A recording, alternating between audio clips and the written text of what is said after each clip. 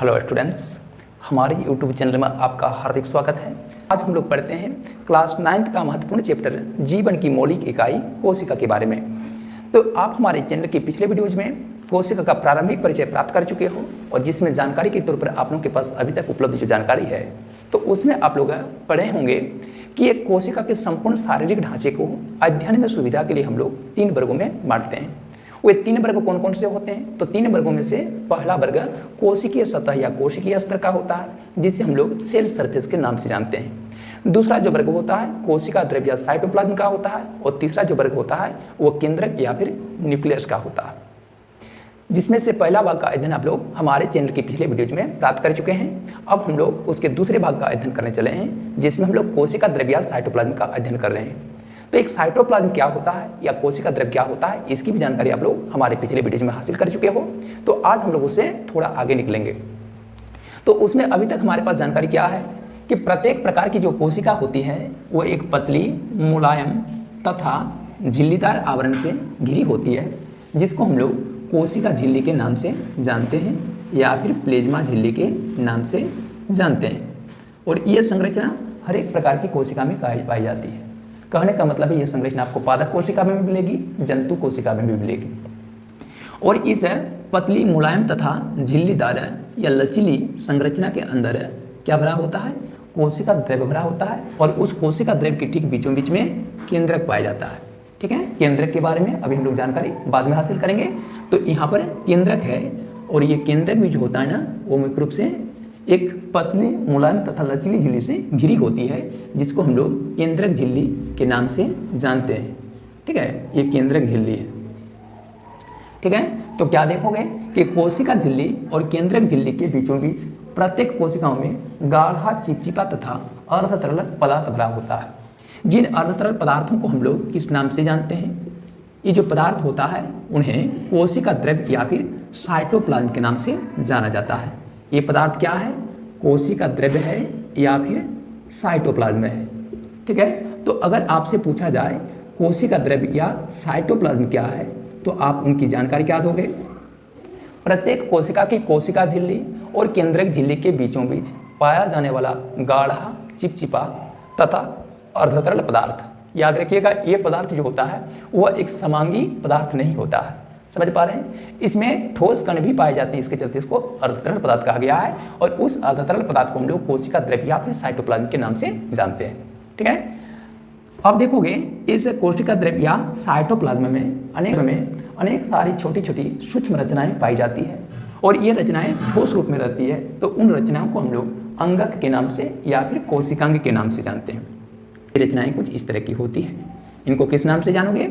अंगक के नाम से जानोगे या फिर कोशिकांग के नाम से जानोगे। आपसे पूछा जाए अंगक या कोशिकांग किसे कहते हैं तो इसका जवाब दीजिएगा। प्रत्येक प्रकार की कोशिका के कोशिका द्रव्य में अनेक सारी छोटी छोटी सूक्ष्म रचनाएं पाई जाती है जिन्हें अंगक या कोशिकांग कहते हैं।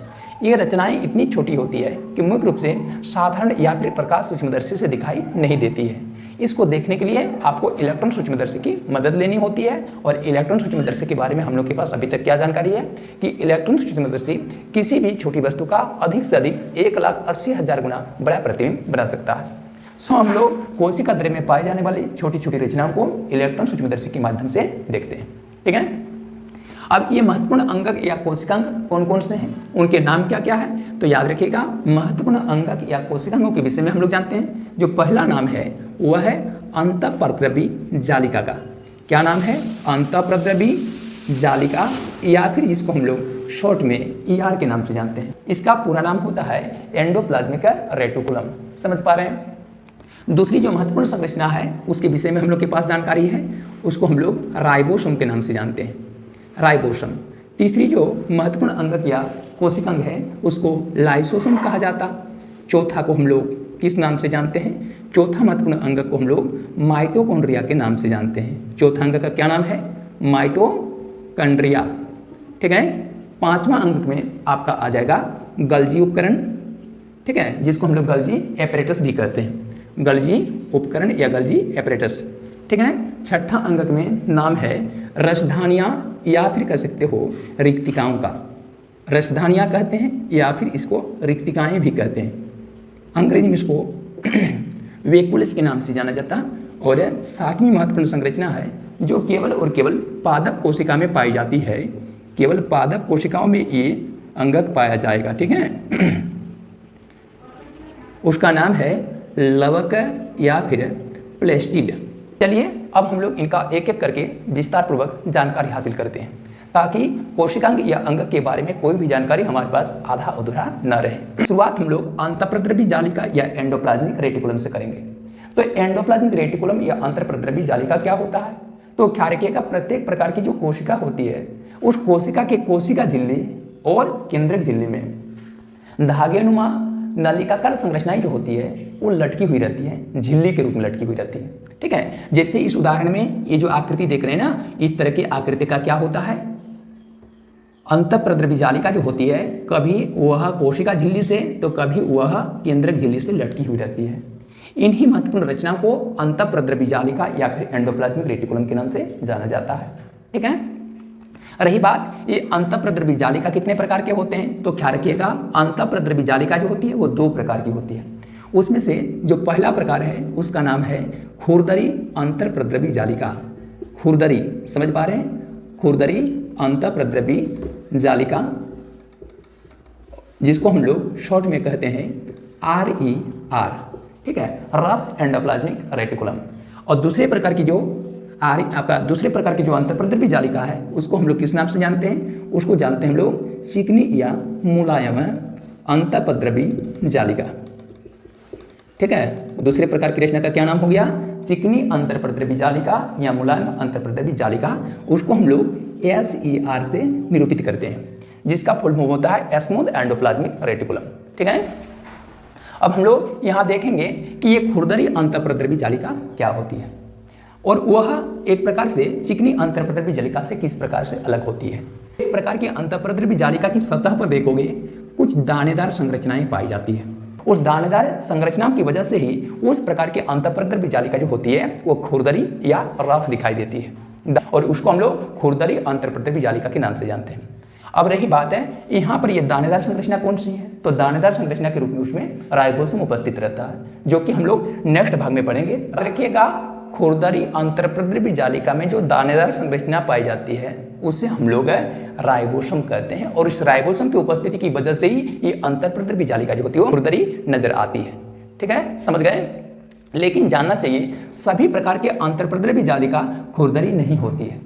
कुछ अंतःप्रद्रवी जालिका में देखोगे ये दानेदार संरचनाएं नहीं पाई जाती है, अनुपस्थित रहती है। उस प्रकार के अंतःप्रद्रवी जालिका को हम लोग चिकनी या स्मूथ अंतःप्रद्रवी जालिका के नाम से जानते हैं, ठीक है। यानी ऐसी अंतःप्रद्रवी जालिका जिसमें दानेदार संरचना राइबोसोम नहीं पाया जाता है उसे क्या कहते हैं हम लोग? चिकनी अंतःप्रद्रवी जालिका या स्मूथ एंडोप्लाज्मिक रेटिकुलम कहते हैं, ठीक है। अब हम लोग एक एक करके इनके कार्य को समझेंगे। ये खुरदरी अंतःप्रद्रवी जालिका का मुख्य कार्य क्या है? तो RER का मुख्य काम है कि राइबोसोम के द्वारा संश्लेषित प्रोटीन को वह कोशिका द्रव्य में एक स्थान से दूसरे स्थान तक ले जाने का कार्य करती है, ठीक है। यानी खुरदरी अंतःप्रद्रवी जालिका अपनी सतह पर जो राइबोसोम चिपके होते हैं उस राइबोसोम के द्वारा तैयार प्रोटीन को कोशिका द्रव्य के एक हिस्से से दूसरे हिस्से तक ले जाने का कार्य करती है। ये RER का कार्य है, खुरदरी अंतःप्रद्रवी जालिका का कार्य है। रही बात है ये चिकनी अंतःप्रद्रवी जालिका का मुख्य कार्य क्या है? तो चिकनी अंतःप्रद्रवी जालिका या SER का जो मुख्य कार्य है वह है वसा अथवा फिर लिपिड, ठीक है। वसा या लिपिड के अणुओं को बनाने में ये सहायक बनती है। साथ ही साथ में यह अपने में वसा एवं लिपिड को भरकर क्या करती है? कोशिका द्रव्य के अलग अलग क्षेत्रों में ले जाने का कार्य करती है, ठीक है। यानी अंतःप्रद्रवी जालिका के अंदर का जो रिक्त स्थान होता है उसमें ही ये पदार्थ आवश्यक पदार्थ पैकिंग होकर कोशिका द्रव्य में एक बिंदु से दूसरे बिंदु तक पहुंचते हैं, ठीक है। तो इस प्रकार से हम लोग अंतःप्रद्रवी जालिका या एंडोप्लाज्मिक रेटिकुलम, चाहे वह खुरदरी अंतःप्रद्रवी जालिका हो चाहे चिकनी अंतःप्रद्रवी जालिका हो, दोनों का एक ही समान काम पाते हैं और वो काम क्या है? कोशिका द्रव्य में यह एक स्थान से दूसरे स्थान तक आवश्यक पदार्थों को ले जाने का कार्य करती है, ठीक है। तो इस प्रकार से हम लोग अंतःप्रद्रवी जालिका के विषय में जानकारी हासिल कर लिए। अब हम लोग इसके दूसरे भाग में पढ़ेंगे राइबोसोम के बारे में। राइबोसोम क्या है? तो राइबोसोम के विषय में थोड़ी सी हम लोग अभी जानकारी हासिल किए कि जो खुरदरी अंतःप्रद्रवी जालिका होती है उस जालिका के सतह पर राइबोसोम जो होते हैं वो दानेदार संरचना के रूप में चिपके हुए रहते हैं, ठीक है। और ये राइबोसोम जो होता है उसका मुख्य कार्य क्या है? तो राइबोसोम का जो मुख्य कार्य है वह है प्रोटीन का संश्लेषण करना, ठीक है। इसके बाद हम लोग लाइसोसोम में आएंगे। ये लाइसोसोम क्या है?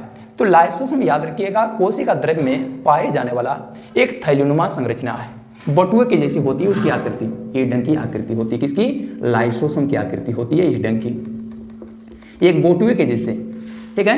तो लाइसोसोम क्या है? कोशिका द्रव्य में पाए जाने वाला एक थैलीनुमा संरचना है जिसके अंदर या भीतर में कह सकते हो एक क्या होते हैं, शक्तिशाली विशेला एंजाइम भरा होता है।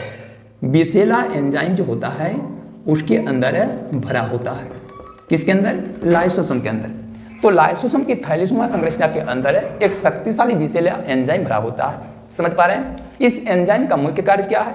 इस एंजाइम का मुख्य कार्य है भोजन के रूप में जो कुछ भी जटिल कार्बनिक पदार्थ हम ग्रहण करते हैं उनको वो सरल अकार्बनिक पदार्थ में बदलते समय उसको विखंडित करने का कार्य करता है। साथ ही साथ में इसका दूसरा कार्य क्या है? इसका जो काम है, अन्य काम या दूसरा कार्य वो है कि विभिन्न प्रकार के जो उपापचय कार्य होते हैं या फिर मेटाबॉलिक एक्टिविटीज होते हैं, तो उस उपापचय कार्य के फलस्वरूप जो आपके अपशिष्ट पदार्थ बनते हैं वो अपशिष्ट पदार्थ आकर कहाँ गिरते हैं? लाइसोसोम की थैली में गिरते हैं। और लाइसोसोम की थैली में उपस्थित ये हानिकारक और विशेला एंजाइम वैसे अपशिष्ट पदार्थ के निपटान का कार्य करते हैं, ठीक है, यानी उसको सड़ा देते हैं ताकि उसके अंदर में गंदगी का एक प्रकार से भंडार ना हो सके, ठीक है। परंतु कभी कभी क्या हो जाता है, उपापचय क्रियाओं में कभी कभी व्यवधान उत्पन्न हो जाता है, कभी कभी बाधाएं उत्पन्न हो जाती है। और परंतु कभी कभी क्या होता है, विभिन्न प्रकार के उपापचय प्रक्रियाओं में उपापचय प्रक्रियाओं में व्यवधान या बाधा उत्पन्न होने की वजह से कभी कभी उनकी ये थैलीनुमा संरचना लीकेज हो सकती है या फट सकती है। तो ये थैलीनुमा संरचना कहाँ पाई जाती है? तो चूंकि कोशिका द्रव्य में पाई जाती है। तो ये थैलीनुमा संरचना अगर किसी कारणवश फट जाए, इसमें भरा जो विशेला एंजाइम होता है वो पूरे कोशिका द्रव्य में फैल सकता है, यानी फैल जाता है। तो उस स्थिति में देखोगे कोशिका द्रव्य में जब ये विशेला एंजाइम या विशेला रसायन या केमिकल फैल जाए ना, तो वह कोशिका द्रव्य में पाए जाने वाले अन्य सारे महत्वपूर्ण रचनाओं को क्या कर देते हैं? नष्ट कर देते हैं। और इसके फलस्वरूप क्या हो जाता है? नहीं, इसके फलस्वरूप कोशिकाओं की मृत्यु हो जाती है। इस वजह से हम लोग लाइसोसोम को क्या कहते हैं? लाइसोसोम को हम लोग कोशिका की आत्महत्या की थैली या सुसाइड वेग कहते हैं। कोशिका की आत्महत्या की थैली क्या है? तो कोशिका की आत्महत्या की थैली है लाइसोसोम। अब हम लोग इसके आगे माइटोकॉन्ड्रिया के बारे में जानेंगे।